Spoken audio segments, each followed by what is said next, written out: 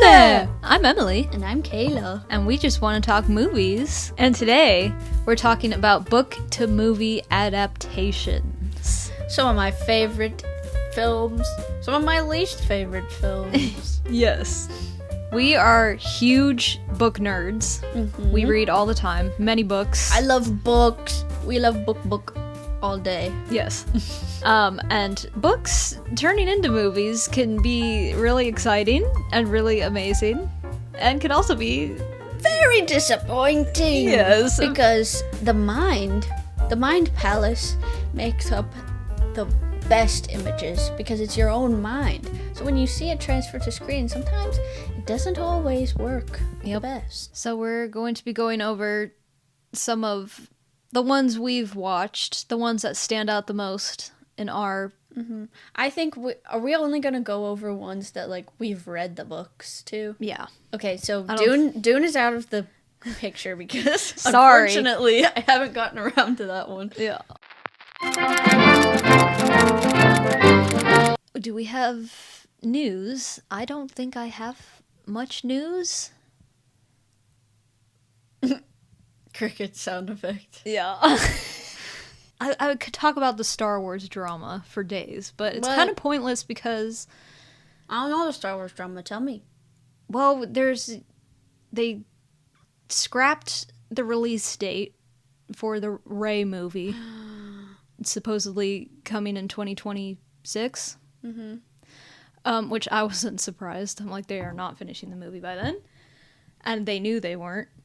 I think they were just holding that release date. Because now new Ice Age is coming out that day. What? Another Ice Age? How many Ice Ages do we need? Like 10. There was only one in history, as far as we know. And now there's allegedly going to be an entire trilogy with Rey. Oh, yes. Which seems to be confirmed, because Daisy was asked about it, and she seemed to be like, yeah, that's what's happening. Do I buy it? No, I buy it as much as Rian Johnson's new trilogy, or the trilogy with the guys from Game of Thrones that they were going to write. Mm. And yeah, people are like, of course everyone hates Rey, so they're like, I don't want it. I don't know if this movie's going to really happen. At this point, yes, I am going to be shocked if they even make one movie. They're not making a trilogy, like, no. That's for certain. They can't do that again, because they're not going to be able to come up with a plan and get themselves together, and it's just going to go even more catastrophic than the sequel trilogy. And they have such a strong hate, for some reason, of Star Wars fans. Yeah. That they're going to keep going down that path, and no one's going to come and see the movies. So there was so much boycotting the last time they were releasing in theaters. It sucks for someone like me who actually likes Rey and wants to see more movies with her, where maybe we get a second chance to have, like, better character development. Yeah, I agree. But we know that they're not going to do that. They're going to double down on everything because they want to prove that, no, we were right in the first place. There's nothing wrong with what we did with Rey. It was perfect. And you all suck. Yeah. Now come see our movie, please. It's not very Disney of them to listen to the fans. No. And to take critiques gracefully. We discussed that in the last episode. Yes. Though. So I'm just... There's like it feels like there's a new bit of news coming out like every week, and it's not like... It's not gonna happen, guys. Yeah, like, it all just means nothing for now. How many times have they been like, Rian Johnson is getting his trilogy now, guys? No, he's not. Come on. So, disappointing. Hopefully, they'll maybe make one movie at least. Mm-hmm. That's decent. But at this point, it just seems like a hot mess over there. The writer was supposed to be doing the script, dropped out. Oh, so lovely. Writer. I seem to remember this happening with Rise of Skywalker once upon a time. Sometimes it's hard to keep hope as a Star Wars fan, but I still do because I love Star Wars. Well, I have just some little bitty bits of news. I think if anyone here is a fan of the show Yellow Jackets, we did learn that season 3 is coming, I think, on Valentine's Day of 2025. and we got like a itty bitty teaser. So I'm very excited for that. Although after the way they ended things after season 2, I don't know how they're going to continue things.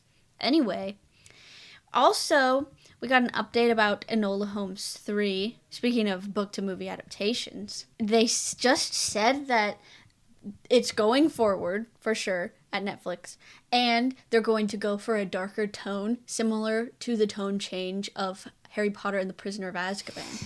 And I am obsessed with Harry Potter and the Prisoner of Azkaban, so that makes me very delighted indeed. And you British. Yes. Anything else? I don't remember. I'm not a very good news reporter, but those are the only things that I can think of that I'm like, I was a little bit like, ooh, by in the news lately. No Stranger Things. No, absolutely no Stranger Things news. No updates from the set, except for their weird social media posts that don't really mean anything. They had like a mariachi band on set. Ooh.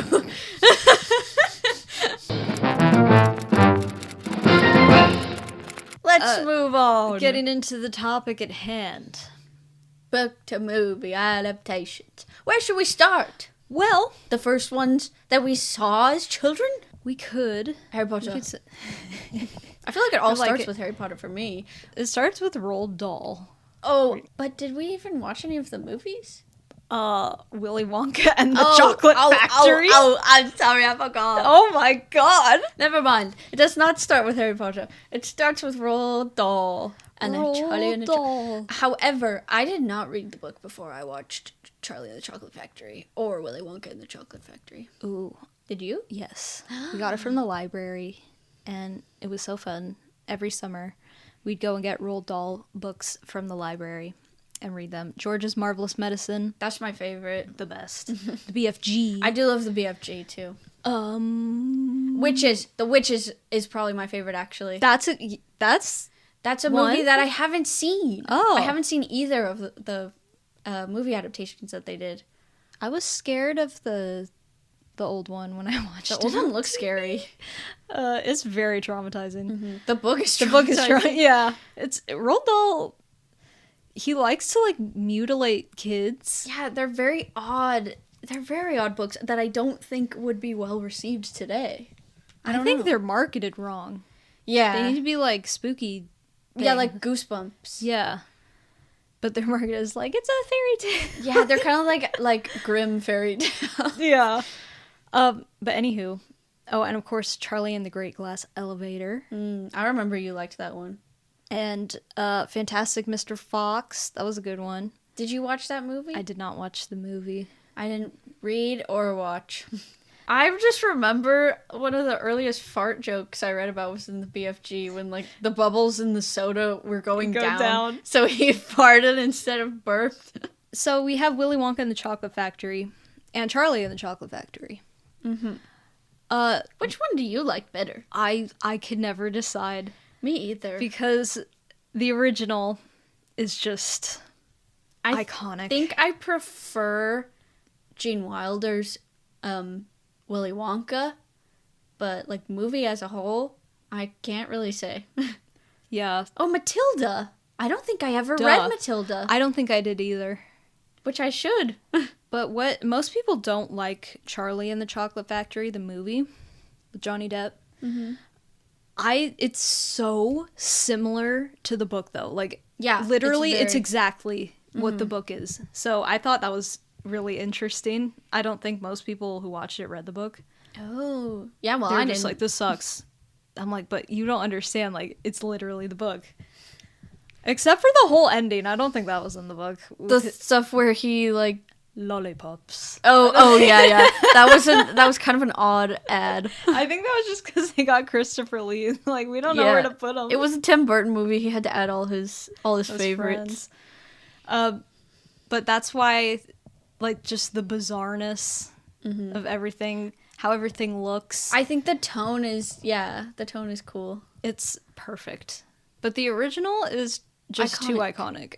And wrong, sir. Yes, Gene Wilder is amazing. It's the best Willy Wonka there was. Or ever will be. Yes. And And then, of course, we have Wonka with Timmy Chalamet. Who I think did an excellent job channeling both of them in his performance. Yeah, and his own thing. Yeah. Well, there's chocolate. And there's chocolate. Only Wonka's make that one has... It's got some bops. I can't say it has the best music. No. But it is on par with the others. It holds its own. Yeah. But yeah, great music in all of them. Mm-hmm. Yeah, I guess that was one of the first ones we ever watched. But I didn't read the book. So I think the first ones that I was like super aware of the books and eventually read them was Harry Potter. Yes. I was too young to have read the books before I saw the first couple. I can't remember how many I read before I read the books. I know for certain, I think the only one that I read the book first was the very last one. Oh, wow. And I could be remembering that wrong, but I was terrified of Harry Potter movie. Yes. Harry Potter movie. The first one I was very scared of. So I think that might be another reason why I didn't read the books for a while. But I was pretty young when I read the first 2 books at least, and I really liked them. And then the third one was where I was obsessed. I read it, must have been in 4th grade, and then I was reading all the rest of them. And I think the third one, the fourth one, and the last one are my favorites. The 5th one also grew on me as I got older. I used to hate it as a kid. The 5th one and the 6th one were kind of hard for me to understand as a kid. But I have vivid memories of reading the 6th one while we were on a road trip to Nevada. And that brings me good memories. However, if we're talking about the adaptations, obviously they both have a special place in my heart because I obviously watched most of the movies first.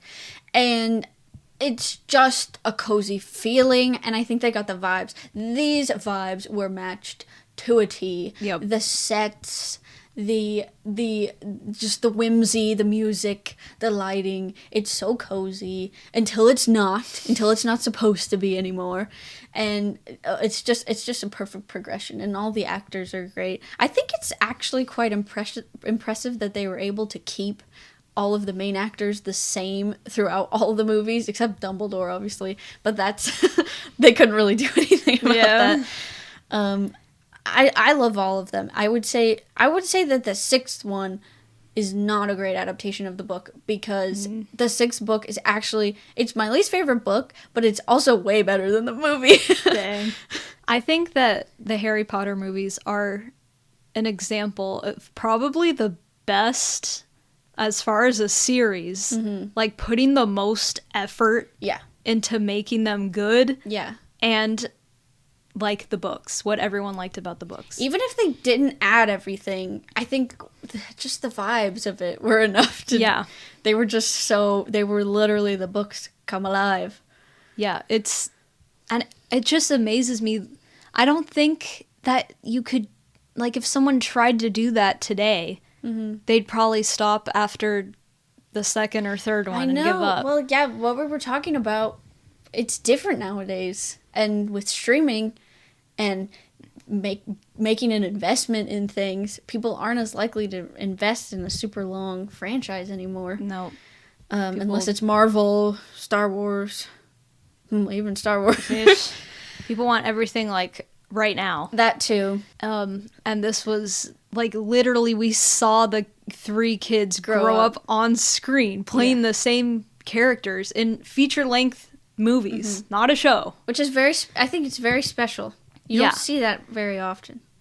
And I think it was just like lightning in a bottle. They somehow, at the perfect time, got all the right people together. Yeah. And they're all so good. All the actors are so good and perfect in their roles. It's literally, I mean, it's hard to say because I did watch most of the movies before. I haven't even read all the books. No, Emily stopped at number 4 because it was too boring. Okay, there's the 4th movie is much better than the book in my opinion. I disagree. I think that they're both. It's The Shining for me. They're both so good. They're both different, but they're very good. I can't stand.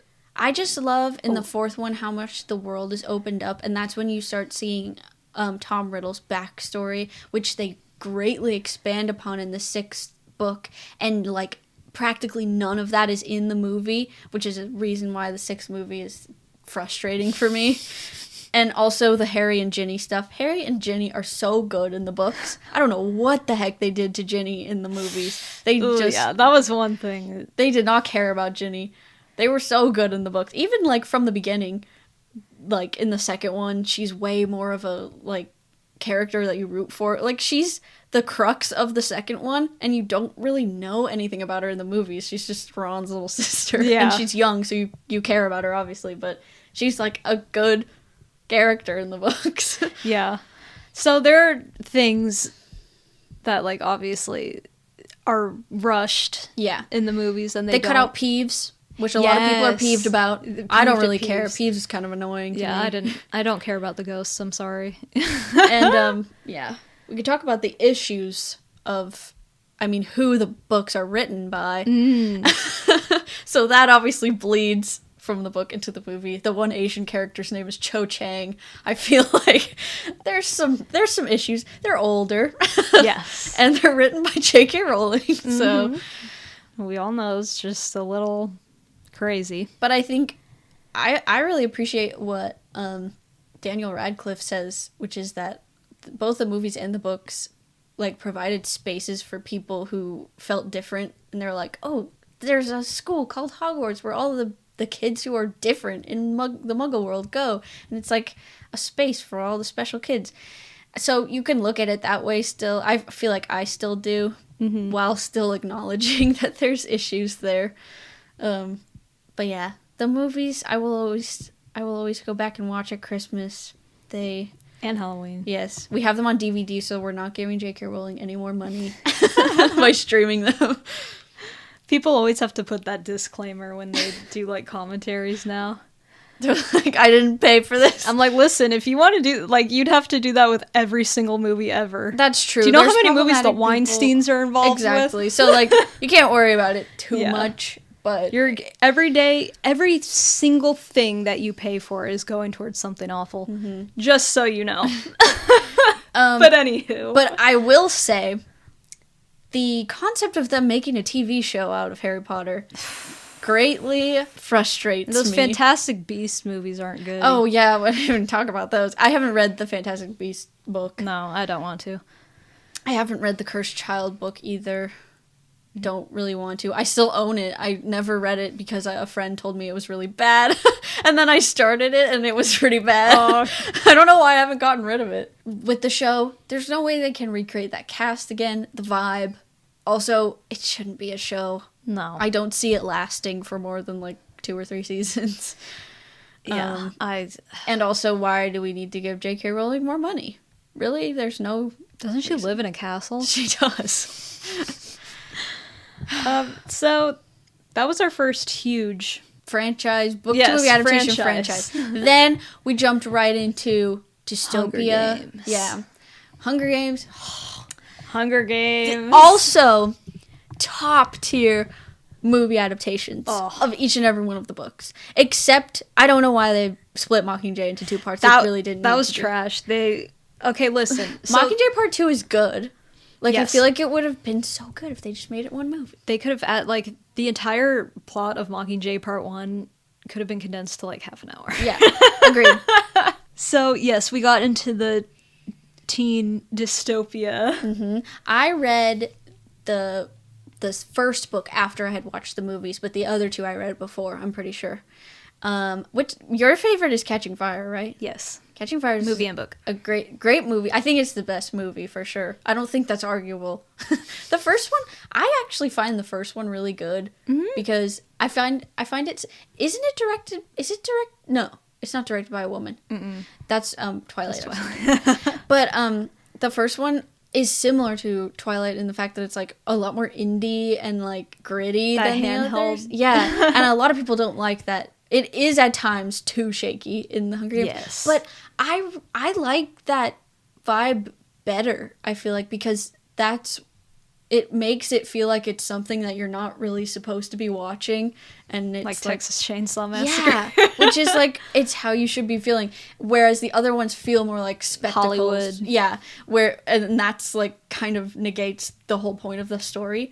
Yeah. So the first one holds a special place in my heart, but it gets so much hate. Good. That movie gets so much hate, and I'm like, why? It didn't when it came out. Everyone really I enjoyed remember, it. at least in my karate class, there was a lot of hate for it. Oh. It might have been when the second one was coming out, because they were like, oh, the second one's so much better. So that might be when the hate started. But I don't know. I will defend the first one until I die.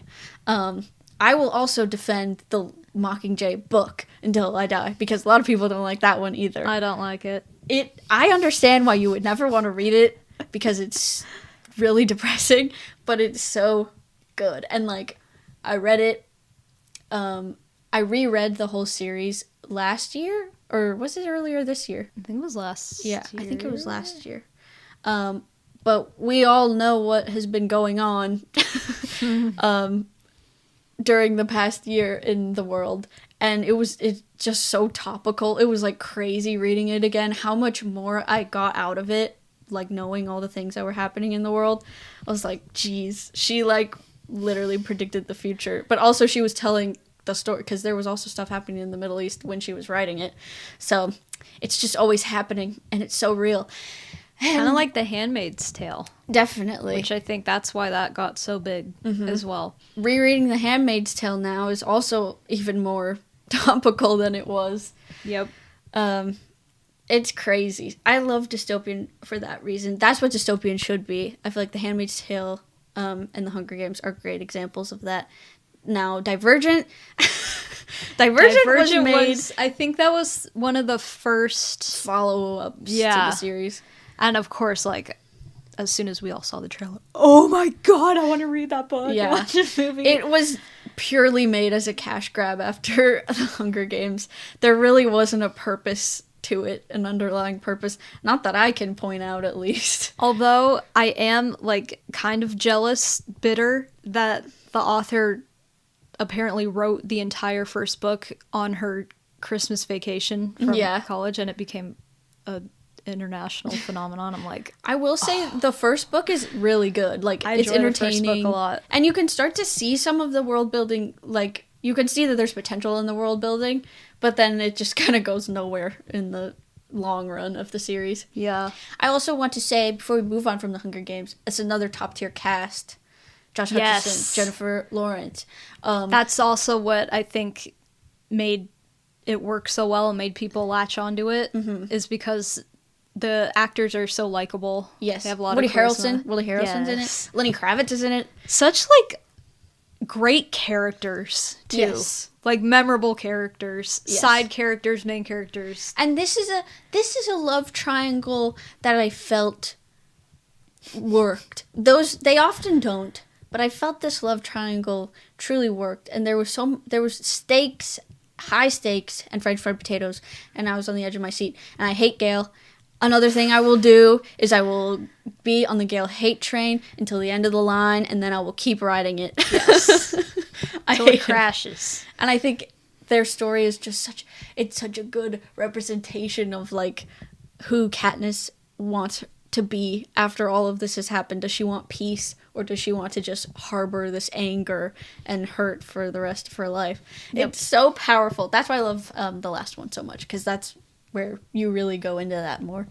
Well, Gale leans into Jacob territory for me with his... Yes. I know you He's creepy. He's so disgusting. I can't remember what... Him and Peeta are having a conversation, and, like, she's overhearing it, and, like, all he wants to talk about is, so who's Katniss gonna choose? And she's like, she's gonna choose whoever's gonna help her survive longer, or something like that. And it's like, shut up. It's not about you. And Peeta's just there like, okay, man. I was team Gale the first book and first movie, because I'm just like, he's so, like, he's your childhood best friend, and they're so similar, like, and that's I could just picture them, like, surviving together and helping their families. And then we got to the second one, and he was kind of annoying me with his tell me you want me. I'm like, and then the third one, I'm like, it's just so creepy how, like, I don't know, I feel like he thinks that, like, he, like, has a claim on her just because they're so similar and that they've known each other for so long. That's what it felt like. And the first one I felt didn't feel like that at all. He was just like her I best feel friend. like maybe in the books, but in the movies, like he's giving the camera jealous looks. That's and it's true. Like, stop. But I think in my mind, I guess because I didn't know the rest of the story, it was just like, oh, he's sad. And you can understand it then, because it's like, who's this random guy on TV? Yeah. And he's like, maybe he like always pictured that they were gonna end up together, and now he's like, oh, and I'm like, oh, but I would like to say I was in a film class last semester or the semester before, and we watched this movie and discussed it, and I feel like my professor completely did not get the point. Oh. And I was getting so mad. She was like, she loved Gale, she hated PETA. I was like, how could you hate PETA though? I mean, literally how? He's literally the smallest bean I've ever seen. He's one of my favorite literary characters there ever could be. He's the perfect.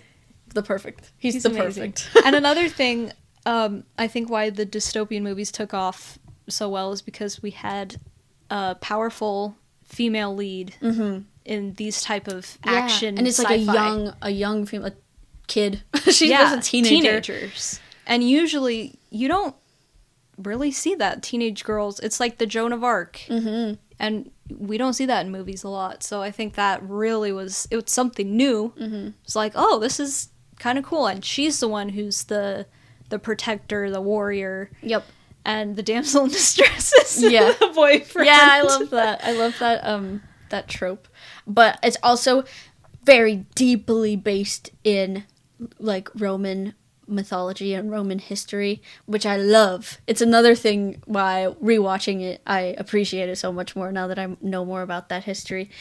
And the gladiatorial games, and it's like a remake of Gladiator basically in a much better way. I love deadly competition movies. Yeah. Oh. And I feel like it's my favorite ancient world movie. I've said this before on the podcast, but Hunger Games is my favorite ancient world movie because it's not shoved in your face that they're trying to call back, because it's a very common thing to call back. I mean, our own government references the Roman Empire a lot. There's a reason why there's a meme where it's like, this is my Roman Empire, because people think about it all the time. Yep. But this movie is like, you could watch it and not notice it if you didn't really know too much.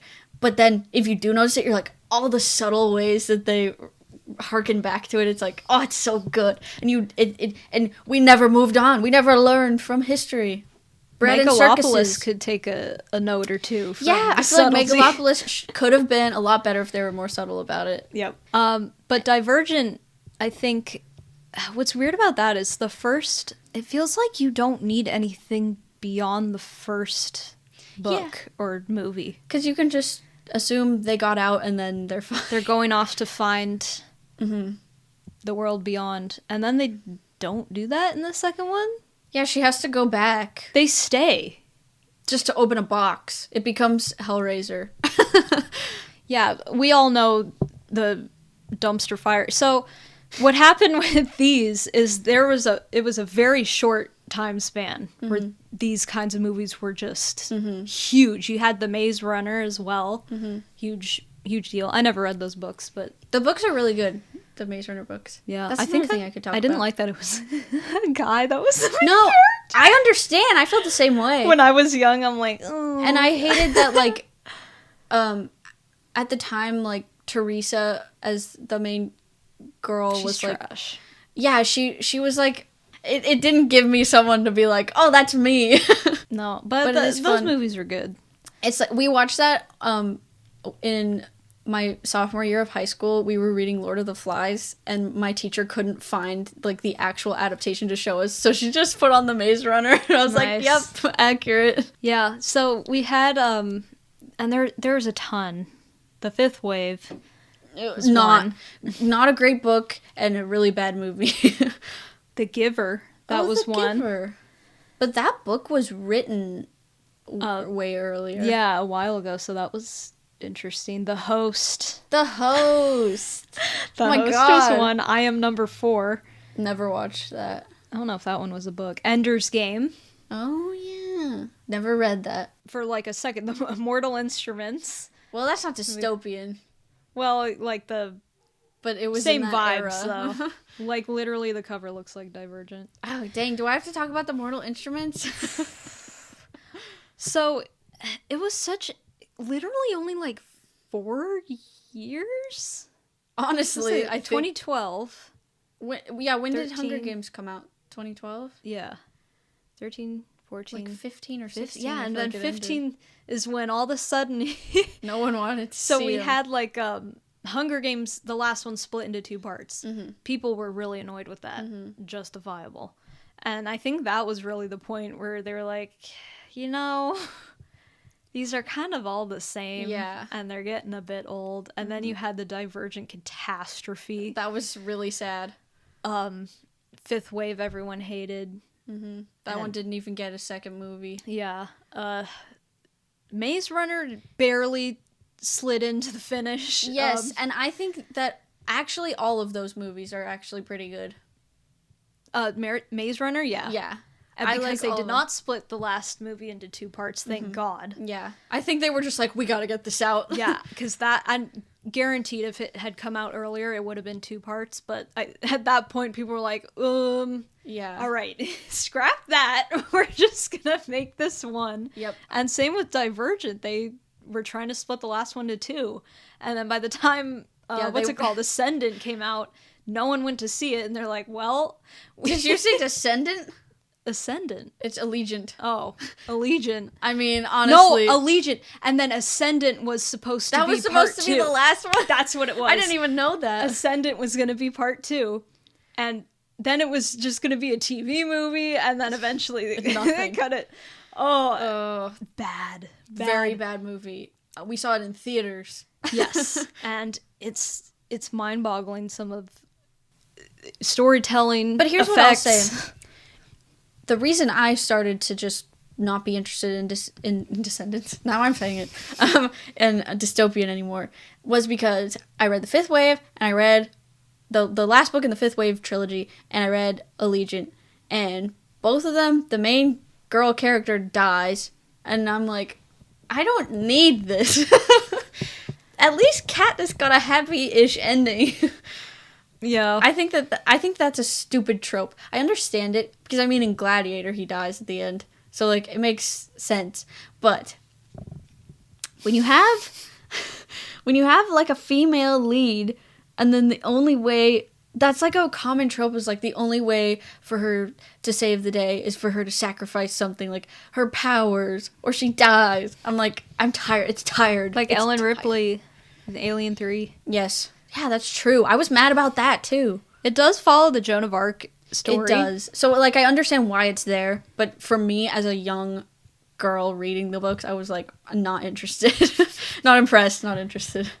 No, there was a time where I was in my edgy phase where I'm like, stories should only have sad endings. That's what life is. And thankfully I got out of that phase pretty quickly. I love a sad ending. But I don't know, there's just some that are more earned than others, where I feel like it was just you trying to fit in a trope at the end. Yes. And like, ooh, let's try to make them feel something, because I haven't felt something for the last 2 books. Yeah. So apart from all of that, though, there was the Twilight Saga. Yes. So outside of dystopian, we have there's like the supernatural creatures. That's where Mortal Instruments comes in as well. You have the Vampire Diaries. Yes. Teen Wolf, those were books. Yes, I'm pretty sure. Yeah. So Twilight, Mortal Instruments. Yep. There was like that angel one that everyone liked. Oh, but it only lasted, the movie flopped. Yeah. It was like Hush. Was it Hush? Fallen. Yeah. We can start with Twilight. That's the biggest one. The catalyst. Yes. You could say. Mm-hmm. I love them. Yes. They have, now let's talk about books with issues. And movies with issues. These books have many, many issues, but do I care? In theory, I do. But yeah. I enjoy the Twilight books. I read them kind of recently, like a couple years ago. I did like a Harry Potter reread and a Twilight reread, and I think they hold up. I mean, the first book one of my so favorite good. books. And the first movie. Yes. Another adaptation that got the vibes so correct. Like, casting. My brain, immaculate. They ripped my brain out smothered it all over the book, and then shoved it into the director's brain. The first movie. That got explicit. I didn't read. That being said, I didn't read the book. I don't think any of the books before. No, you didn't. But either way, the vibes were immaculate. Yeah, music, vibes, Music, atmosphere. great. It's like this like cringy teen alternative. Like, we were going to Hot Topic Yes. tomorrow after we see the Twilight movie. And I wasn't old enough to do any of that, but like, I'm just saying the vibes. I was 4, I think. When did the first one come out? 2008. Yeah, I was 4 years old when the first one came out. So this being said, that's why I hadn't read a lot of the books before then. So I have an excuse. But anyway, the vibes are immaculate. I think Kristen Stewart is so good. Like, she nailed it. You don't understand. The girls who get it, and the girls who don't. They don't, and I feel sorry for you. Because she understood the assignment so well, and so did Robert Pattinson. They're so weird and awkward because they're weird and awkward in the book. And everyone around them is like, all right. Yeah. And that's the point. And I love it. This another one with great side characters. Yes. Backstories. Jasper was my favorite. I didn't understand what being a Confederate was back then. There is the Confederate vampire trope as well. That's true. Very odd. I mean, a lot of people were forced to fight on the Confederate side, but I don't want to make excuses for him without knowing what his motivations were. Yes. He seems to not be racist, but he appears to not be racist. But he does hate the Native Americans. Yeah, that's true. See, the books are very problematic. The story has many problems. I don't think it can or should be made today. Apparently, this one is also going to be made into like an HBO series or something. I don't think it needs to happen or should happen. I think this story is something that like belongs in the time period it was made in, and then you can go back and make fun of it and have fun making fun of it if you want, and then we're good. There's so many bizarre things that it's just so amazing to behold.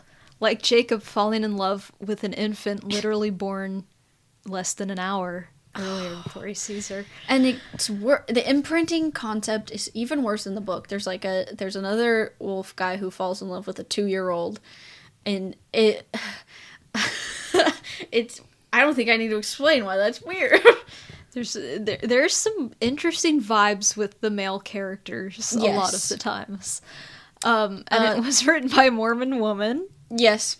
Which is important as well. You can tell with all of the, like, restraint and, like the pining and the yearning that's present in these books. Like, I want to smush so bad, but we're can't. not married. And then just the whole thing of the possessiveness of Edward and Jacob. There's a scene in the books where, like, Edward disables her car or something so that she can't go see Jacob, which it is in the movie too. It is in the movie? Yep. Okay. So you shouldn't crazy. Look at that and be like, that's the relationship I want to have. Like, they're not goals. I have to say they're not He's goals. a vampire, first of all. Except for the one scene where they're like first starting to be an item and they're at school and they walk out and Edward's in his sunglasses. Like, that's iconic. That is goals. But at goals, Breaking Dawn Part 2, where he like swings her around. Yeah, that's pretty cool. That's married kicking ass goals. I love that. It's Will and Elizabeth. Yeah. It's Raylo. Yeah, it's everything I love. There's moments, but there's also some moments, like where it's I mean, you have to like have a brain in your head. You have to be a mature person. Be like, obviously, I don't want that. That is fantasy. That isn't even fantasy. I don't want that. Well, not like that kind of fantasy, but fiction and stays in fiction. Because there are many things in books and movies where like it makes for the entertaining story, but yeah, not what you want in your relationship. And I think it's weird because, like, nowadays we have the kissing booth and these after very interesting movies marketed towards very young people. Yeah, and not after we forgot about that. Yeah. Unfortunately, when it comes to teen romance, there seems to be a worrying trend. Yeah. They're so obviously very clearly marketed towards a younger audience. Yeah. There's nothing inherently, like, I don't like well, I haven't watched all of After, but I don't want to. I don't like those movies just for me, but I don't think they shouldn't be made. Yeah. Or that you need to take this out, or Yeah. none of that. It's just like you can have a problem with it. Yeah, it's just you really need to be like mature enough to understand that is fiction. I don't think that you're like dumb or bad person. or you're being oppressed if you No. like that kind of stuff. And it's important, especially when we talk about women having like bodily autonomy and the freedom to Express themselves. yeah, and to be like, yeah, this is my fantasy, and so what? Yeah. So- That's the other thing. All of these, like dystopian, teen girl led, and then especially Twilight, it's all like ladies ate this up. I ate this up. And they were made fun of ruthlessly. Yes. Mostly because they had a young female audience. Yes. So that's another thing I don't want to, like, I don't want to bash on any genre. Like, if it's not for me, it's not for me. Because ladies, you should be allowed to enjoy whatever you want to enjoy. Yes. Read whatever. I've come across some stuff, books, fan fiction that I'm like, wow, that is something. Yeah. But I'm like, if that's the way that you need to be in that headspace in order to get whatever out that you want to get out, and then live as a healthy person, then that's important to have that. I feel like it comes down at the end of the day to parents, honestly. Yeah. It's no one's responsibility to tell make sure their daughters are being raised, and sons. But being again, raised. like you were saying, if it's marketed towards young teens, Then even the parents might not. yeah, be they aware. might not really look at it. I've heard lots of people who they'd watched The Kissing Booth with their kids, like thinking like, Yes. oh, and they'd have to like pause the movie and be like, This is okay, not. Yeah, it's kind of crazy. Yeah. So I understand. there needs to be responsible marketing, but there needs to be responsible parenting as well. Yeah. Agreed. So We could go into like why like romance. Yes. Like there was the whole early 2010s. There was A Fault in Our Stars, Perks of Being a Wallflower. yep. John The Green. quirky. Yes. I loved those. Perks of Being a Wallflower. I only read and watched the movie later on, but so good. That's another one like you only appreciate it more and more as you get older. Fault in Our Stars. Me Before You. That one, I would say that book is more of an adult book, especially the second one. But that one is like, if you read Fault in Our Stars, you're gonna love this. So it's like it's interesting the way the books are marketed. Yeah. Just because of like, I don't know, an over reliance on tropes, I guess. I don't know. But either way, I was obsessed with those. All of like the like sick people books. I feel like there was Teens Dying. yeah, there was what's 5 the one? Feet Apart. 5 Feet Apart. Yeah, that was another one. Weird Interesting. fascination with that. Interesting. Yeah. I did love Fault in Our Stars and Me Before You. I didn't read 5 Feet Apart. The adaptation of Fault in Our Stars with Ansel Elgort and Shailene Woodley, who were also in Divergent. Yes. Now, what is this crossover? They were siblings in Divergent, and they're lovers in The Fault in Our Stars. Yes, very A strange awkward. time. A strange time for us all. And then she was in another movie with Miles Teller. Yes. Yes, where they were lovers, but in the Divergent, they're enemies. not enemies to lovers. I love Miles Teller, by the way. He's a great actor. Oh yeah, I love him. I guess that was all I have to say about that. kind of a short era. They're not ones that like I go back to often, but like they're definitely there in the zeitgeist of my brain. Yes. What's the next era we can go into? My era that I'm currently in now, or at least was my most recent, was reading like Jane Austen. Oh, and yeah. classic English literature, and all of those movie adaptations. Then you have, like older book adaptations made into newer movies. Period pieces. Jane Austen, they've remade and like Little Women. They've remade and remade Little Women. Timeless. And Jane Austen, Pride and Prejudice. Jane Eyre. Who wrote Jane Eyre? One of the Charlotte Brontes. Bronte. Yeah, Jane Eyre's Heights. Made Wuthering Heights. Let me tell you guys. Okay. Emma is my favorite. I swooned. These. But Pride and Prejudice is really good too. Pride and Prejudice, you guys. Enemies to lovers, that was the beginning. Pride and Prejudice is the beginning of everything we know and love in romantic comedy and enemies to lovers.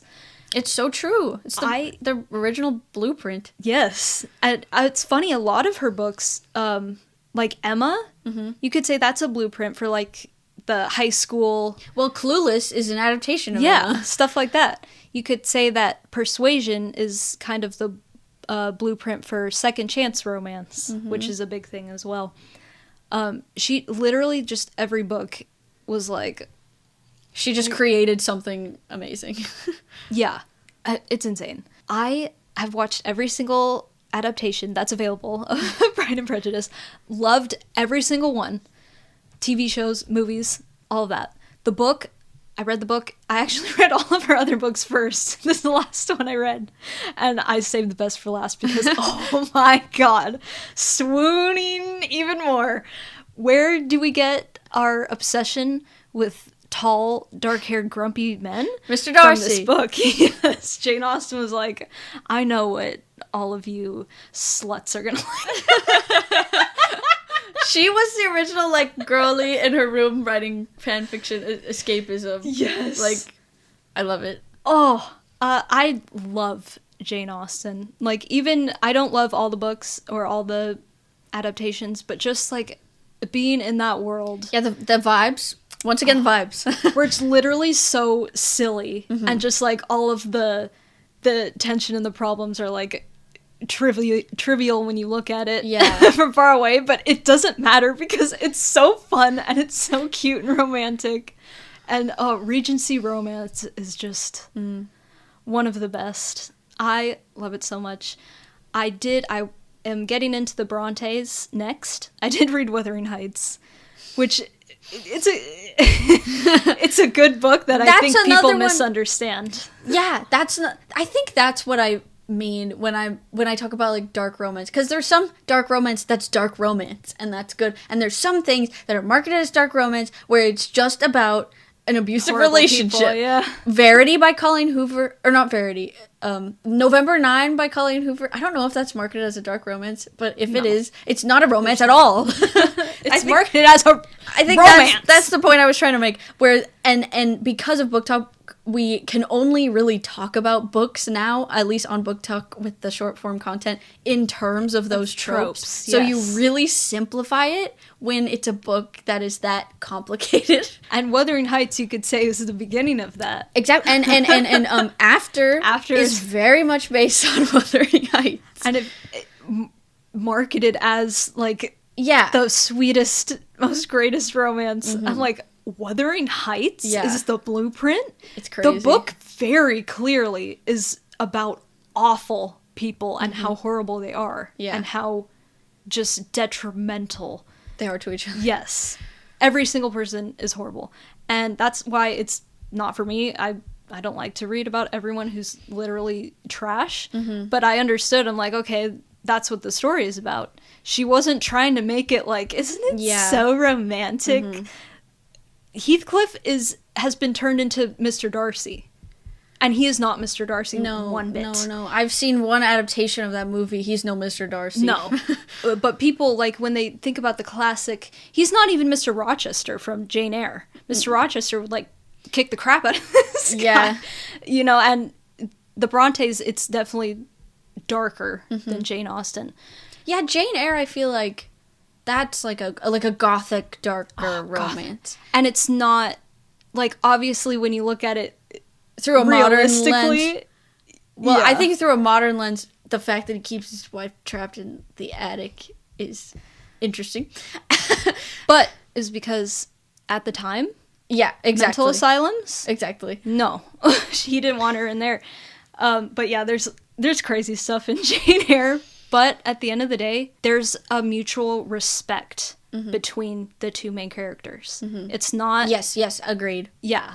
And enemies to lovers can get that wrong a lot of the time. Look at something like Purple Hearts, where there's literally no respect, but the trope is just... Oh, they hate each other. Yeah, see, so that's where, like, we lose the nuance to things when you just tack on it's enemies to lovers. Like, there's different types of enemies to lovers if you're gonna go there. For me, to enjoy it personally, there has to be the respect between them two. And that's where the banter comes in. And that's why Jane Eyre, I haven't read the book, I want to so bad. But as far as the movie goes... That's why that relationship is so fun to watch, because he's used to just giving everyone shit. Yeah. And now here comes this woman who gives it right back to him, and he's like, oh. I really liked okay. What was the adaptation I watched with you? The 90s one. That one was really good. That was a good one. Yeah. And it's funny, there's most adaptations I watched, they get that right, but there is one I remember where I'm like, see, this isn't what... Yeah. He's very like... What year? Do you remember? It was not far from the one we watched. It was like 97 or something. That's interesting. See, because I feel like with those ones, it's interesting to see how it evolves over time, because they're adapted like every decade, basically. Yes. But the recent one with, what's his name? Michael Fassbender? Yes. That one is good. That shows the dynamic well. But there was one where it was... They didn't get it. It's like you're watching Wuthering Heights. I'm like, no, this isn't what it is. Interesting. But yeah, I think I will defend enemies to lovers till the day I die, because it is not toxic, and I hate when people immediately are just like, they're all toxic because how could they hate each other and then love each other? I'm like, no, but you don't understand. Yeah, that's not what it means. I love it because of the idea that, like, someone can see all of your faults and, like, recognize them, but also still love you. And be the only one to call you out. Yes. Oh, that's like a sign of a healthy relationship right there. Yes. I think that they're some of the healthiest relationships. I've seen plenty of friends to lovers. That's like, they can be. What is this? They can be kind of crazy. Speaking of which, see, that is also a common trope. I feel like we go back to the Hunger Games. She's friends with Gale, and then it gets weird. He thinks that because they're friends, well... Yeah, I feel like that's the thing. And Jacob, and, this doesn't apply to Mortal Instruments, actually. I was going to bring up Simon and Claire from the Mortal Instruments, but Simon's pretty cool, so I won't bring them up. Kissing both.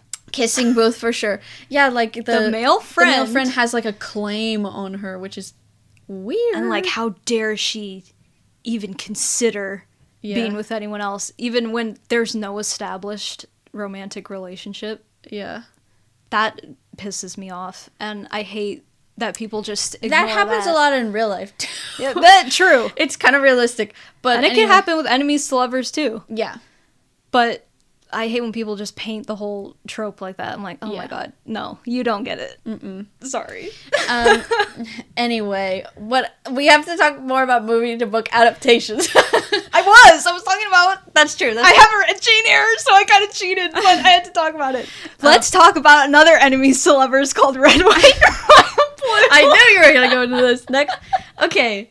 You cannot look me in the eye and say that is an unhealthy relationship. This book is a prime book talk book. However, the trope enemies to lovers, it really delivered. However, I'd say, when were they really enemies? Enemies. Yes. There was always tension there. Anyway. It's a very quick resolution. Yeah. But hey. We got this movie. It's a great adaptation of the book. Oh. We've talked about it before. Many a time. Yes. They change a lot of things. However, I think it all works for them to make a movie. And I'm glad they didn't make it a TV show. Yes. And I'm glad they're making a second one. Yes. Hopefully a third one and a musical. Another one where I feel like the vibes are pretty correct. It's like very fun, like goofy, like light, like all that. but it's serious when it needs to be. Yes. That's what I love about a good YA, or this one's not really YA, but like a good like contemporary romance is they need to be lighthearted. I don't want a depressing one, but I like to go into one where I feel grounded enough where it can be serious when it needs to be. And I feel like both the book and the movie do an excellent job of that. And you buy it. Yes. It's not like, oh, they're trying to be serious now. They have to be serious now so that they can look like a real story and have conflict. No. That's not the case. And guess what? You don't need a third act breakup in every frickin' romance movie or story. No. So I need to see more of that moving on. People need to take note from Alex, who says, oh, trying to do a third act breakup? No. I think not. I love that. He literally was like, I'm intervening. It's like, this is not happening right now. I'm like, thank God. Oh, the love story that you think would have like the most just stress and unhappiness and dealing with bad stuff is like one of the most beautiful and healthiest and happiest relationships in the modern age we've seen. I love it. It's amazing. I love a good like it's like a simple romance movie with some social commentary splashed in, but it's just, I don't know, it felt so old-fashioned, the movie. Like, I always say it reminds me of The Princess Diaries. I'm just like, I don't know, it just reminds me of like late 2000s, early 2010s goofy movie that I love to watch as a kid. It reminds me of a movie I'd stumble across on YouTube whilst trying to watch various Lifetime movies. But I'm a Cheerleader. That's one that you stumble across on YouTube, and it's a very similar vibe. Yeah. And you're kind of like, I don't know, let me try it. And it kind of starts, and you're like, oh, well, it's okay. And then by the end, you're like, oh, why was that so good? Like, the budget is obviously not very high, but I don't know. It's what it needs to be. It doesn't matter. Yeah, it's like fun. Yeah. It's amazing how perfectly the casting and the chemistry is like, I don't know how, when you read the book, you're like, how are they going to recreate this chemistry? Somehow they did. And I do have to say, this is also a cover that is very, like, cutesy and it looks cartoon. like a YA to me. But I have to say, like, I love that because I love, like, pink and sparkly and cute things. And it doesn't matter that I'm an adult. I can still like that, and I can still have that on my books. That's the other thing is, like, why does that have to mean that it's for a younger audience? Yeah. That's something that... We like to have cute and fun and fairy tale romance stuff. And yes, it can have lots of sex in it because we're adults. I feel like, you know, I don't know. As long as you have the 18 plus in the book somewhere, you're safe. But I don't know. It is weird that, like, those illustrated covers. I don't know. I think there's very simple solution. Bookstores and anywhere that sells just books. Separate them. Yes, you have, this is teen. Yeah. This is which adult, they do. And this is where they are. It's they do. So I wouldn't say, like, automatically look at that as predatory or anything. It's just something that is a little bit strange. If they're all jumbled in there, you might be like... Yeah. They look... Yeah. And I have seen Colleen Hoover books in, like, teen section. Yeah. Or, like, very close. I don't know. A teenager should not read Colleen Hoover books. No. Save yourself. Unless you're like... Don't go down the rabbit hole. I didn't go down the rabbit hole. I read 3 of her books, and then I was like, I don't think I'll continue. And I'm glad I didn't. And there are people who... Like, I read Twilight very young. Yeah. But I had the level of emotional maturity. Yeah. To not... Yeah, I didn't, like, idolize Edward. And that was my parents being like... Okay, yeah, like, you're right. I know you can read this. Mm-hmm. So that it's the parents need to be like, I think you can handle it. Screen it. Or, no, I think you should wait till you're an adult. Anyway. Can I talk about, since we're talking about Red, White, and Royal Blue, we can talk about Heartstopper 2. Oh, yes. That is a graphic novel series adapted into a TV show. That was so hard for me to say. Great adaptation. Another one that gets the vibes exactly right. Another casting, so accurate, so good. And I love the little ways that they add, like, the graphic novel stuff. Like, I love anything that's adapted from a graphic novel when they like include the little graphics in there and make it look like a graphic novel. I love stuff like that. So it does that. And it's just so bright and romantic, and I think a very accurate, like I already said that I think season 3 is better than the graphic novels that it is adapted from. I just feel like it takes the structure of the graphic novel, which I think it works as a TV show because there's such short episodes, sort of like how a graphic novel is split up. But then it like adds so much realism because it's real people acting right in front of you. It's just a great way to adapt that story. I think like Red, White, and Royal Blue should be a movie. Heartstopper should be a TV show. Like, simple as that. And there's nothing else to it. Yes. And speaking of gay, and speaking of TV shows, Interview with the Vampire. Let's talk about this, folks. Wait. Let's talk about the movie first. Yeah, I do want to talk about the movie.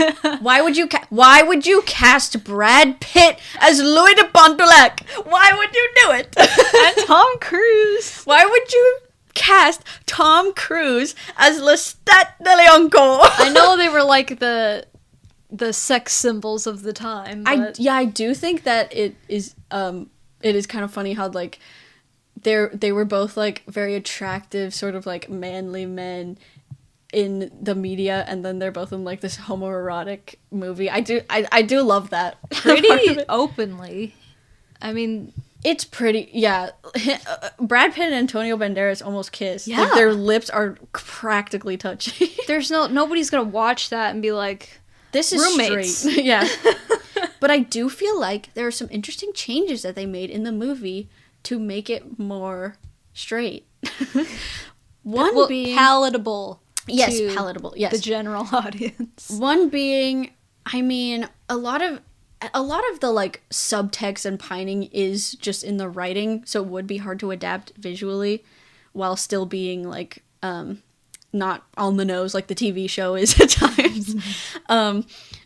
But there is an interesting change that they make where Louis has a wife and kids who die, and that's why he's like struggling and kind of wants to die at the beginning. It's not that way in the book or the TV show. His brother dies, and he's just miserable anyway. He's just an e-boy. Basically. Another thing that's interesting when we get to the TV show is they cut out the slave-owning portion, which I appreciated because in the book, it's pretty problematic the way that Anne Rice writes about people of color, specifically the slaves. It's rough. But in the TV show, they make Louis black, and they make Claudia black as well. And I think there's a lot of interesting stuff that they do with that as well. Like, season 1, episode 3 is so good. I don't even want to get into it to spoil anyone, but I mean, so here we go with vampires. It's gay. Bram Stoker. There's a gay connotation. Bram Stoker, gay. There's Dracula, a lot of like gay? Like the secrecy and like you can only come out at night and do your thing, and like you're in all these hidden away places. I feel like that also translates so well to characters of color, especially in the time that Interview with the Vampire takes place. It's like, it's so good. I love the characterization they do of Louis in the TV show, because he still has all that e-boy energy, but then there's so much more to him too.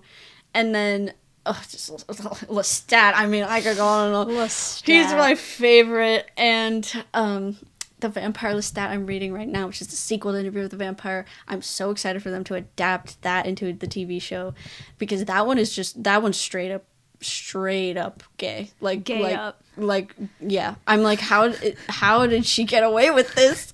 And because vampires. Horror, yep. You can get away with all the gay. That's what she says. That's what she said.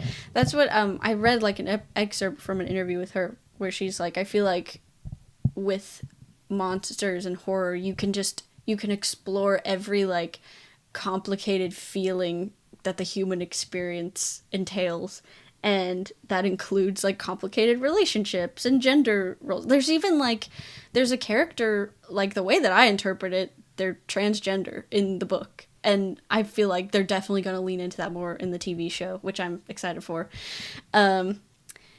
It's just amazing. I love the show. I love the books. Another thing about the show is they age Claudia up. I find both versions of Claudia so interesting. The book is written by a woman who lost her child at the very young age to leukemia. And when you're reading the book, and at the end when Claudia dies, and just the whole thing, like, so much of that comes through, where I feel like I don't know if I would have realized it if I didn't know, but, like, it hurt so much more reading the book knowing that background. And so that makes Claudia one of my favorite characters ever. They age her up in the show, which I feel like allows for interesting things too, because like they allow her some romance. She falls, instead of Madeline being like her mother figure, she's like her girlfriend figure in the show, which I love. And just like you can feel the teenage angst so much more when she goes through that. I don't know. Just Claudia's the best. I love her character. Like, I love female vampires, and especially young female vampires. She's an amazing character. Please watch the show. So it doesn't get canceled. Yeah. Every actor is incredible. And the movie can't touch it. There's just so much more to the TV show. There's so much more that they add. I mean, the TV show is very different from the book because of all the reasons that I've said. But there's so much more that they can add because of that. Another thing about the movie is they cut out the whole sequence where they find the zombie vampires. And I'm like, why in the heck would you do that? The zombie vampires are so cool. Cool. And yeah, Antonio Banderas is Armand. Oh. That's pretty cool. Yes. The wigs. Yes, all the wigs, the makeup. I mean, the movie has its ups, but yes. The TV show is just so much better. Anyway, anything else? There's Lord of the Rings. That's a great books. Written by, I think the author fought in World War I or World War... I think it was after World War I that he wrote the books. And you could definitely tell that. And the adaptations are incredible because they're so long, they're so faithful, and it feels like the book... Okay, let me start here. So, the book is originally so it's 3 different books, but I think it was originally one whole book that they split up for publishing. I don't really know what the case is, but Peter Jackson, when he was making his movie, wanted to make it one whole movie. And then they were like, we can't fit all this crap in one movie, so they had to split. Maybe that's why they split up the book into 3. Maybe it was after the movies came out. I really don't know. I could be really dumb about that. But anyway, they end up splitting the movie into 3 movies, which, yes, you need to do that. And it's just this long, sweeping story. You could watch it, and it feels like one movie, but it's just so long and sweeping. And I love it. You've watched some of them? Yeah, you haven't I think read the books, I watched the first one. Like, all of the first one. I just love... One of the best cases of world building ever. He basically invented the fantasy genre as what it is today. And I feel like the movies, you could say the same thing. Things like Game of Thrones. Yeah, very drastically influenced by the way that it was adapted. And I feel like a whole lot of the world building was transferred really well in the movies. And they just put so much effort into building up the world with sets. They made so many miniatures, and the effects. It was made in the early 2000s, and the effects are better than a lot of movies today. It's like Pirates of the Caribbean. Yep. That level. It's the amount of detail and effort that was put into it is incredible, and I will always appreciate those movies for just how immersive they are. I think that's the one word that I'd use to describe them, if anything, is just completely immersive. And I love Sam. Samwise is my favorite. Aragorn is also my favorite because I feel like he's just the embodiment of healthy masculinity and coming into your power and not abusing it. I don't know. He's just so perfect. I love Aragorn. Same with Sam. He's also healthy masculinity. And poor Frodo. That's all I have to say. Frodo's just The other thing is, like, the whole thing with the ring, it's like, there's a lot of, like, allusions to PTSD and stuff. Like, Frodo wasn't the same after he had to carry the ring for so long. It's so sad. It's a beautiful story. All great books. The last one's my favorite. Return of the King is my favorite book. I think it always changes for me with the movies. I think right now The Two Towers is my favorite movie, only because of the Battle of Helm's Deep and the scene where Orlando Bloom surfs down the staircase on top of a shield and, like, shoots someone in the face. Oh, that battle. That's one of the best battle sequences in any movie ever. You need to see The Two Towers. The battle, even if you only watch the Battle of Helm's Deep, it's so good. I remember when you marathon them, I watched the first one with you, and then something happened where I couldn't watch the other two, and I was like, well, this was my chance to watch the movies, and I didn't get to watch the other two. They're very long. I've only watched the extended versions, which I feel like is the only way that you should watch them. That being said, I haven't watched the other one, so I don't know if they're bad. But, like, that's, like, the books. If you watch the extended version, it's like reading the books. Except, 5 hours. I mean, there's some stuff that's cut out, but, like, I feel like Gollum he's a little bit more interesting in the books. That's all. I love Lord of the Rings. Actually, yeah, never mind. I was gonna say Aragorn's more interesting too, but Aragorn's interesting anyway, so you can get a lot. I love the scene where Aragorn is, like, the bells are ringing for the battle to begin or something, and he, like, runs away, and he runs the most goofiest run ever. Like, that's Aragorn to a T for me right there. He's so, like, regal, but then he'll pull a run like that. An Ansel Elgort run. Yeah, basically. Anything else? I feel like I'm forgetting something. Nothing, like, huge. Enola Holmes. Yeah, I mean, there's, like, stuff here and there. I tend to err on the side of liking book to movie adaptations, I've found throughout this conversation. If I don't like them, I just forget about them. Yeah. And then I'll read the book again, and I'm like, yeah, I like this. The Outsiders! Better than the book, for me. Oh, I don't know. They're very even for me. Oh, that's a hard one. Yeah, I guess there's... no, I like the movie better. There are some scenes in the book, though, that I'm like, that should have been in the movie. I just feel like, as much as the movie impacted me emotionally, the book did slightly more. So I think I like it a lot. Oh, we forgot about Stephen King. Oh, yeah. That's amazing. I haven't read any. Emily hasn't read any Stephen King.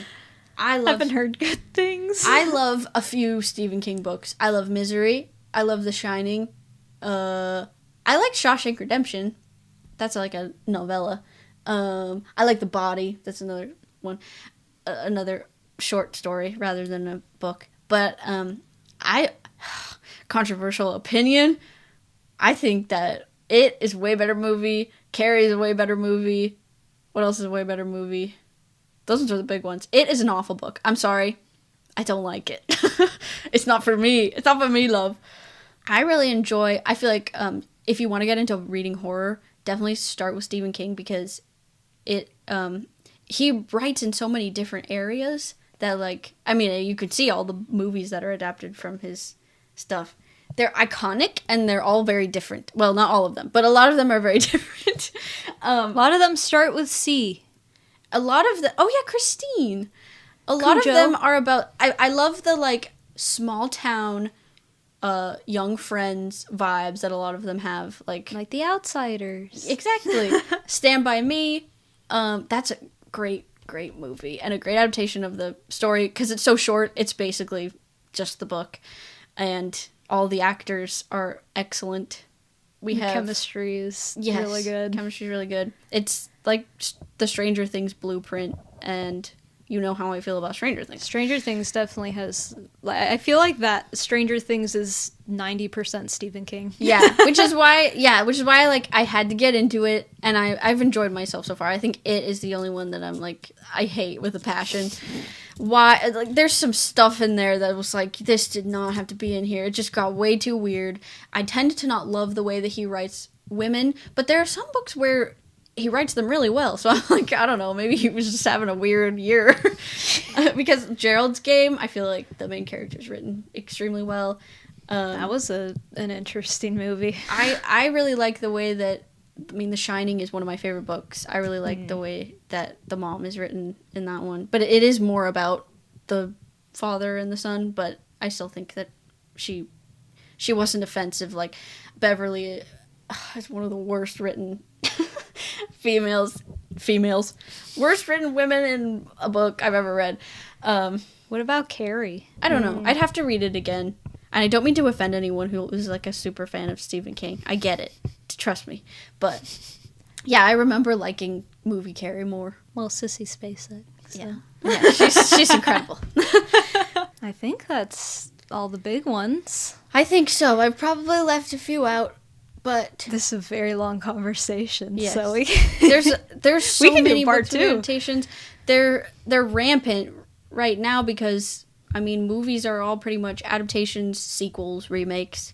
Yep. I love adaptations. I think it's so cool to see something that you love like translated for real on screen, and when they're that good, it's really special, especially when you see it in theaters.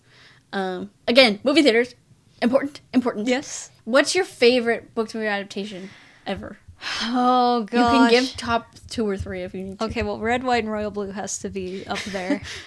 I don't know which Pride and Prejudice I would pick, honestly. I mean, probably I'd have to say the 2005 one. Mm-hmm. That's definitely the most, like, aesthetic romance. Yes. Those are the two that come to mind. Both the book and the movie equally 1,000% will, like, make my heart beat so fast in love and romance. I think my favorite are Interview with a Vampire show. I can't decide whether season 1 or season 2 is my favorite, so I'm just gonna lump it all together. Hunger Games. I don't know if it's the first one or Catching Fire. Maybe both. And then Two Towers, Interview with a Vampire, Hunger Games, and maybe The Outsiders. Dang. I feel like I need more now. No, I want to say decide. Twilight. Like the first Twilight book and movie. The first one is very good. Those, like, it just takes me back to when I was so excited after I read the book and then was about to watch the movie. Mm-hmm. So that would probably be up there as well. I guess that ends our conversation. In conclusion, we love book, we love movie. When book and movie come together, we love. We happy. Or TV show. In my case, sometimes TV show as well. What have we been watching? Oh, well, I have to talk about Magpie. Oh, Queen Daisy. I mean, as someone said in a Letterboxd review, the Pixie Cut was working overtime. Yeah. Just, I love seeing something so different from her, like, movie-wise and performance-wise. She's insane. She's so good. But it's so I was rooting for her. I support women's rights and women's wrongs. Yes, 1,000%. It wasn't the tone I was expecting. I got much more of a black comedy vibe from it, but that might just be because I have a weird sense of humor. I don't know. The husband is one of the most infuriating characters I've ever watched on screen. Actually despicable. Ooh. I can't even speak. Absolutely despicable. An absolute diabolical, fiend. Disrespectful, in every way, shape, and form, a villain. Yes. Nothing redeemable. I love how the first half of the movie was framed like she was a little bit psychotic and he's maybe like just feeling like he wants to break away because he's like freaked out by her, but very much he's just trash. Yeah. And she is a little crazy indeed. But can you blame her? Yeah. I would be just as crazy. There was nothing where I was like, I can't relate to her anymore. You know, like I think one of the best scenes, because she's a mother who is left alone with this new baby who not only does she have to take care of him and see no one, do nothing for the whole day, but she also has to get up every night and take care of him. Yeah, he doesn't do a thing, anything. He doesn't know he has kids, basically. No. He knows that he has a money factory with the older one because she works in movies. Yeah. So that, like, it's no wonder she's a little bit off because she's not sleeping. But one of the best scenes is when she has the baby monitor and she's running away from the house. And then as soon as it cuts out the monitor, she stops and then she goes back because as much as she does want to, like, have time and space for herself, it's not going to be at the expense of her kids. Like, she's not just going to leave and be like the husband who's just like, he was ready instantly. Like, I'm ready to go off with you to whatever they wanted to go. He's like, I'm done. Bye. I loved that scene too. I love the idea that, like, she has to run so far to get a moment of peace, but then she's still, like, she's holding the baby monitor. She didn't leave it there. Yes. She's tethered to this, and it's really sad. A happy ending, I would say. I would definitely say. I called the twist. I did not. And I was glad for it. Yeah, the twist was fun. As always, I didn't guess it because I'm horrid at guessing twists. Especially when I know there's a twist. Yeah. And I'm trying so hard to be like, what is it? Oh, it must be this. And I'm completely looking over here while this is I'm the worst. But it's good because I'm always surprised. Mm-hmm. It's nice to be surprised. I love being right. I enjoyed it a lot. I hope that Daisy and her husband continue to make movies. Because I think, obviously, they work well together. And I heard they have, like, a couple more that they're trying to make, so cool. It's definitely going to be on my favorites of the year. I thought it was pretty good. I love all those haters out there saying that Daisy can't act, and she comes out with Young Woman in the Sea and Magpie in the same year. I don't know what to say. I did just don't know what to say to you. She is the queen. I love her. And I love the pixie cut. I do love the pixie cut. I watched Saturday Night. Oh, yeah. The movie about the hours before the very first live, whatever, of Saturday Night Live. Broadcast. I can't think words right now. I had no idea. I mean, I'm sure that it's not all true. Like, they probably played up the catastrophe that it was, but I didn't know anything about it. And I think it was cool to see, there were people playing, Dylan O'Brien played Dan Aykroyd, and then someone was playing Billy Crystal, and then there was Chevy Chase, and I was like, all the actors did a pretty good job, like, being them without being, like, caricatures of them. So it was cool. Like, what little I know of comedy from the 70s, I was like, oh, I know these people. That's him. That's the guy. Yeah, it was Leo crazy. DiCaprio in the meme. Yes, I was. It was crazy. It was so stressful. I felt so bad, and it was fun. I enjoyed it. I enjoyed it much. All right. Well, if you're still listening, we've been on a lot of random tangents. Yeah. I feel like we mostly talked about books. I know, we started just talking about books for a second. I love talking about books, so if you get me started, I just won't stop. Our next episode, we're talking about the new Gladiator. I'm so excited. And Kayla is gonna grace us with some, what do you call it? Ancient world tidbits? Yes, some ancient times in film stuff that she's learned. I would love to do that. It's my favorite. Yes, she is very passionate about the topic. So. I can give recommendations. Yes. You got a taste of it in this episode. Follow us on TikTok, Instagram, and Facebook at We Just Want to Talk Movies.